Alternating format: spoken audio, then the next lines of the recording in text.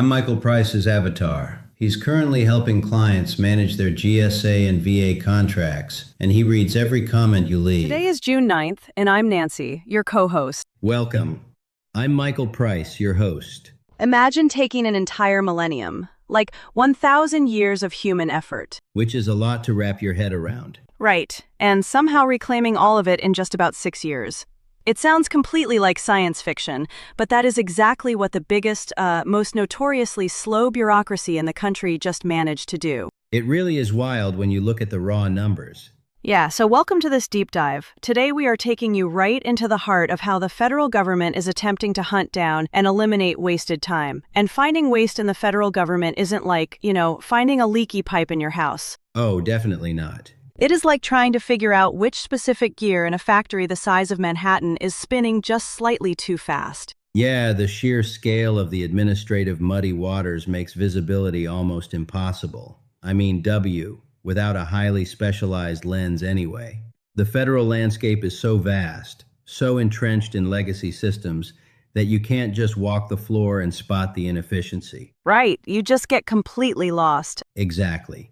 You need a rigorous, structured methodology to even figure out where to begin looking. Which is our exact mission for you today. We are demystifying the EOA methodology. That stands for Elimination, Optimization, and Automation. It's a fantastic framework. It really is, and we have a fascinating stack of sources in front of us, including internal notes and the comprehensive federal EOA playbook straight from the General Services Administration, or the GSA. The GSA playbook is practically the gold standard for this stuff now. Yeah, so our goal is to walk through the entire life cycle of an EOA project. We're going from that very first spark of an idea to the final deployment. We're going to see exactly how the GSA applied these steps to revolutionize their internal pilot programs. And I know federal process improvement might sound like the cure for insomnia. Right, totally. But stick with us. This playbook is essentially the ultimate shortcut to hacking productivity and just shedding useless work. There are incredibly practical aha moments in here that you can take and apply directly to your own daily grind. Because the stakes couldn't be higher. Whether you are running a massive federal agency or a small startup, we live in a world of strictly limited resources and, constant information overload. The burnout is real. It is. So, mastering how to eliminate pure waste, optimize your mission-critical operations, and automate repetitive tasks isn't just a niche government policy. It is a fundamental survival skill for any modern organization. If you fail to adopt these practices, your workforce simply drowns in low-value work. So, okay, let's unpack the history here, because we have to understand the environment that birthed this playbook. Right? Context is everything. Exactly. Government agencies are not historically known for turning on a dime, or for voluntarily deciding to become hyper-efficient just for the fun of it. No, they definitely are not. Something had to force this massive pivot toward extreme efficiency. Yeah, and the catalyst was actually a series of heavy top-down mandates for federal efficiency. This originated during the first Trump administration. Back in 2018, they published the President's Management Agenda. And within that broader agenda, there was a specific focus on something called Cross-Agency Priority Goal 6. This goal was entirely focused on a forward-leaning approach to shifting federal employees away from low-value work and toward high-value work. Basically telling agencies, hey, stop doing the busy work and focus on the actual mission. That was the initial push, yeah. Then the second Trump administration doubled down on this mandate. They pushed a rapid succession of executive orders, like 44158, 44179, and 42810. Just boom, boom, boom. Exactly. Plus memos from the Office of Management and Budget. The administration essentially forced a hard stop. They explicitly demanded agencies deliver real efficiencies, reduce costs, and address the workload challenges associated with a right-sized workforce. I see. So the mechanism of the mandate was essentially, look, we are streamlining the workforce. You are going to have fewer people, which means you must structurally change how you do the work so the whole system doesn't just collapse. Precisely. You have to work differently, not just harder. And this is where the GSA case study becomes our guiding light today. According to the playbook, the GSA launched an EOA pilot back in 2019. They started small, in the Office of the Chief Financial Officer. GLCFO, yeah. Right, but then seeing the success there, they expanded it across all administrative functions and business units. And the documented results between 2019 and 2025 are staggering. I mean, by applying this disciplined approach, they deployed over 190 automation applications across every single business unit. Wow. Yeah, and they formally reviewed their program requirements and managed to completely eliminate over 115,000 hours of annual workload. They would just wipe those hours off the ledger, completely. Gone. Then, they optimized other business processes to save an additional 125,000 hours annually. When you aggregate that from 2019 to 2025, the GSA estimates they saved over 2 million hours of workload total. That brings us right back to that millennium number from the start. If you assume a standard work year is roughly 2,000 hours, saving 2 million hours is getting back 1,000 years of human potential. It is mind-blowing. It really is. And looking at the notes, because of that success, they are now pushing for fiscal years 2026 and 2027 with a million-hour challenge. A huge moonshot. Yeah, a moonshot goal to shift another 1 million hours from low to high-value work. But I'd imagine a massive federal agency can't just move fast and break things like a Silicon Valley startup, right? Oh, definitely not. You can't just break federal systems. Right, because they have strict laws, compliance standards, and unions to deal with. So how do you operationalize a massive efficiency mandate without bringing the bureaucracy to a grinding halt? Well, that is the crucial hurdle, and it explains why the EOA lifecycle was designed to be so rigid. It borrows heavily from private sector, lean and agile methodologies.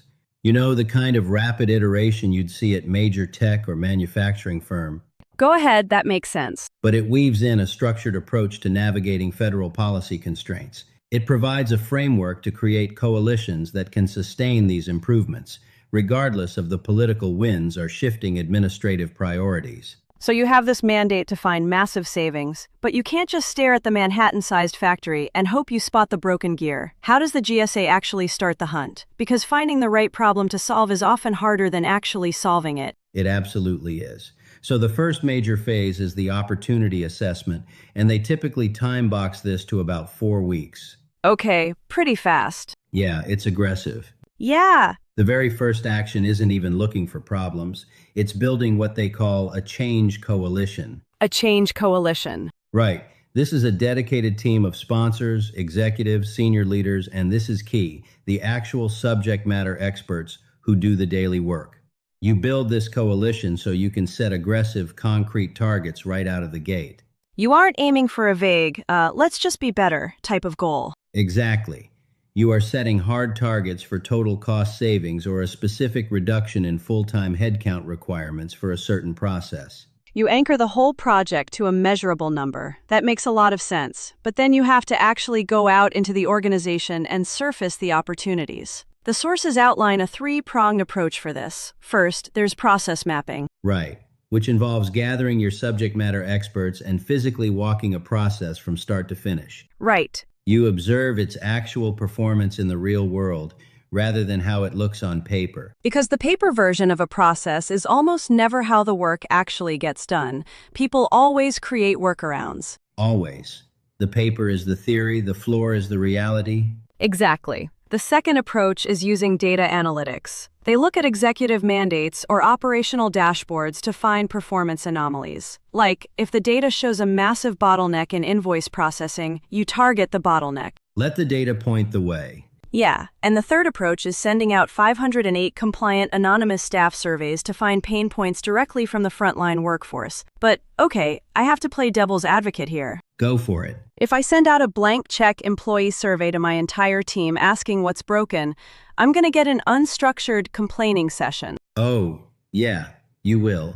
I mean, I'm going to get a massive wish list of impossible demands. Like, my laptop is too slow, I hate filing TPS reports, the coffee in the break room is terrible. How does the playbook prevent this from just devolving into noise? What's fascinating here is how the playbook handles it brilliantly through a ruthless prioritization tool called the Feasibility and Impact Design Matrix.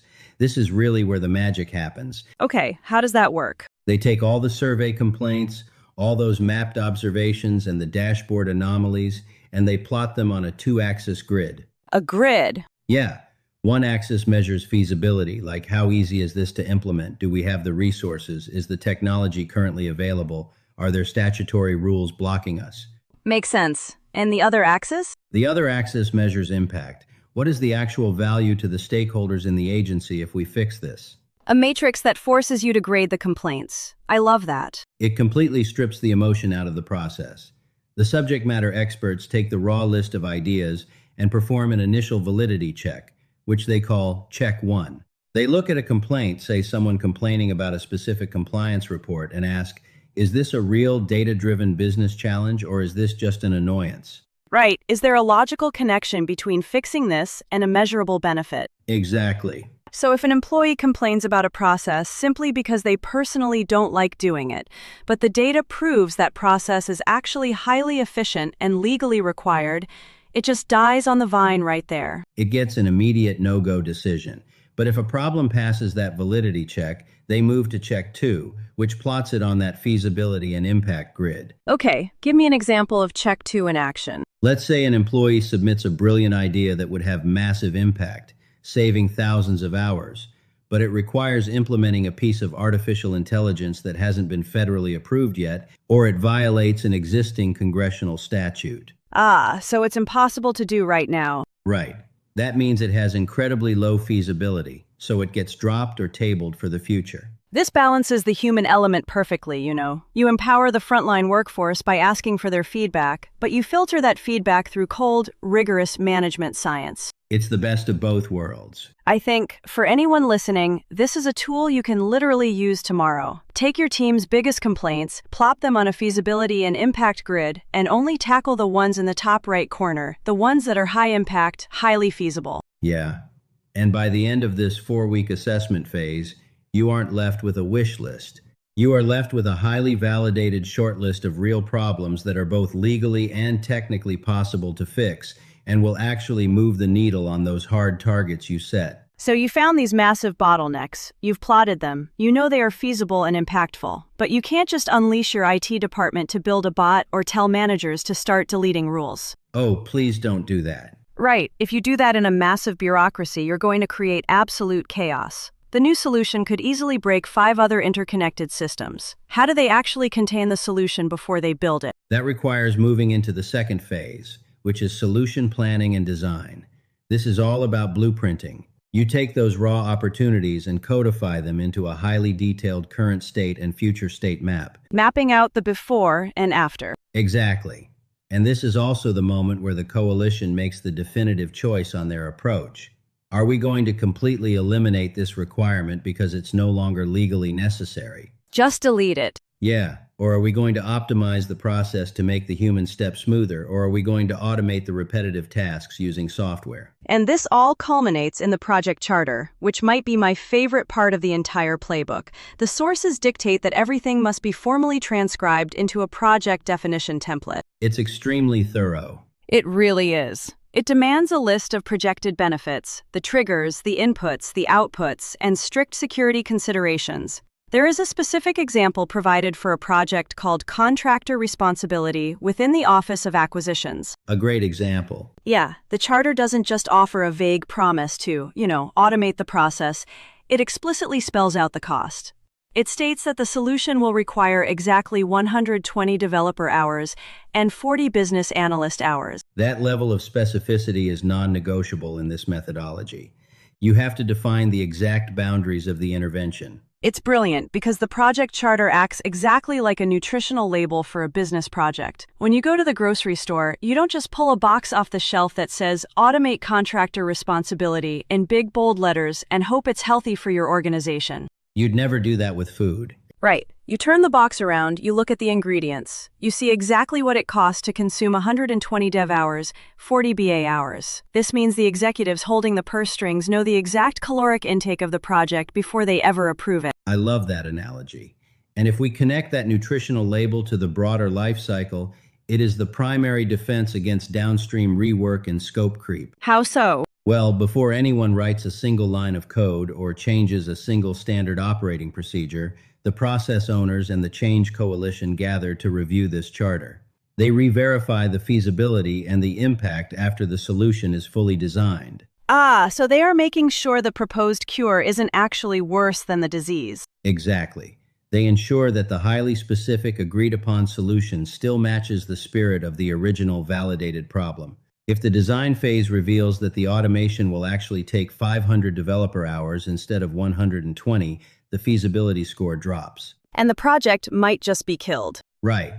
Only when the blueprint perfectly aligns with the initial goals does it get the green light for actual deployment. So we have our fully vetted, perfectly designed blueprint. But as anyone who has ever managed a project knows, a perfect blueprint is entirely useless if the building collapses the moment construction begins. Happens all the time. Right. The blueprint is theoretical. The deployment is where the project hits the real world, and more importantly, where it hits the human beings actually doing the work. Humans are messy, they're resistant to change, and they don't behave like lines of code. This is where Phase 3, implementation, change management, and sustaining, becomes critical. The mechanics of the rollout are fairly standard. The team develops a plan of actions and milestones, a POAM, and they build a risk register to track potential pitfalls. But the playbook makes an incredibly strong point, warning in bold terms against over-focusing on project management at the expense of change management. Here's where it gets really interesting for me. Why is an over-focus on project management a fatal flaw? I mean, isn't managing the project the entire point of this exercise? It's a very common misconception. When we talk about optimization, the technology is almost always the easy part. Building the software bot or rewriting a policy document, that's just mechanical execution. Easy stuff. Right, the humans are the wild card. If you don't manage the human transition, the technology will fail, period. Can you give me an example from the sources of how they actually manage that human element? Yeah. Look at the contractor responsibility screener project we mentioned earlier. The playbook highlights a communication plan written by the project owner, an employee named Emily Smith. Okay. Her communication plan is not just a standard memo saying, "Hey, effective Monday, use this new software tool." It explicitly details how the team must communicate with the contracting officers. Getting specific with the messaging. Very specific. It outlines the strategy for explaining to these specific employees that this automation is fundamentally changing how they evaluate companies responding to RFQs, requests for quotes. So they are heavily investing in explaining the why behind the new tool. They have to explain that the new automation bot is eliminating their tedious manual data entry work, and the reason is so that they're freed up to spend more time on the complex, high-value evaluation component of their jobs.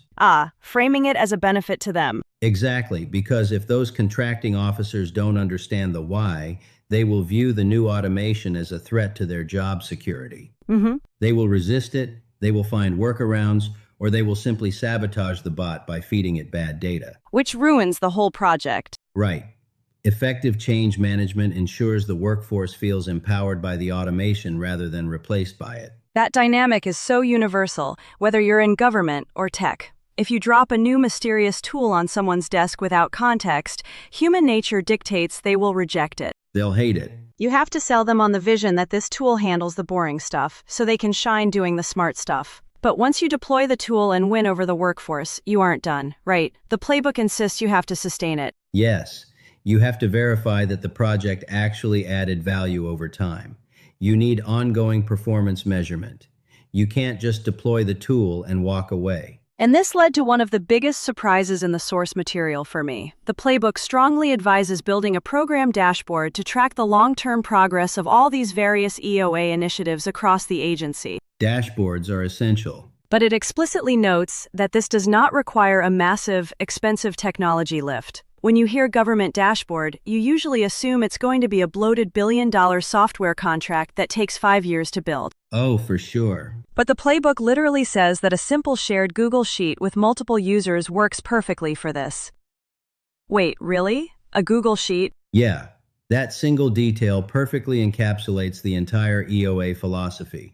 Sustaining progress and maintaining a culture of efficiency isn't about buying the most expensive, flashy enterprise software. It's about the function, not the flash. Exactly. It's about transparency, regular meeting cadences, and maintaining a culture of continuous improvement.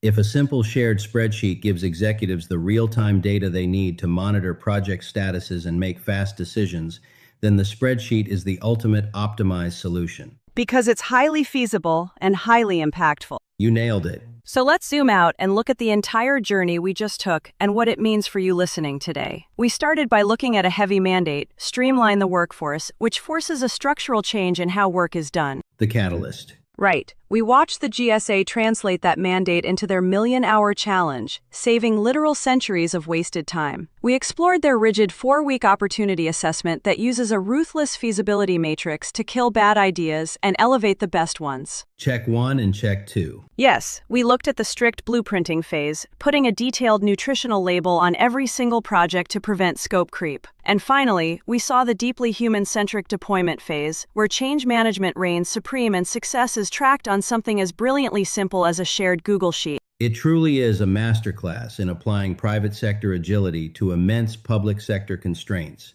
It really is. But if we pull the lens back even further, looking at the 2 million hours the GSA has already saved, it leaves us with a rather profound implication to consider. If a massive, heavily regulated, and historically slow-moving federal agency can use this playbook to literally delete millions of hours of low-value work, what is the theoretical ceiling on organizational efficiency? It makes you wonder if there even is a ceiling. Like, how far can this go? Consider the logical endpoint of this methodology. If EOA practices elimination, optimization, and automation become perfectly and seamlessly integrated into the DNA of every modern organization, are we moving toward a future zero-hour administrative state?